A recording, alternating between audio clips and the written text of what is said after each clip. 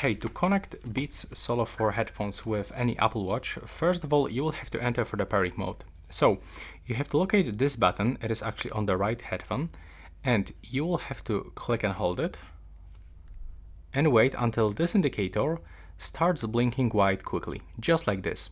Now we can release this button, and now we have to move into the Apple Watch, so we have to click on this button.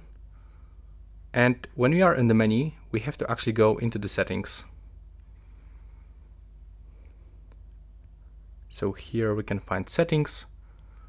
Now we have to go into the general settings and we are looking for the Bluetooth connection.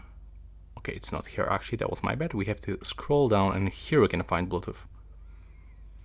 Now as you can see, we can find available devices list. We have to find the Beats Solo 4, click on them once. And now we are successfully connected. When you click on this information icon, you can actually disconnect them from the Apple Watch. And that's all for this video. Right now, please subscribe to my channel.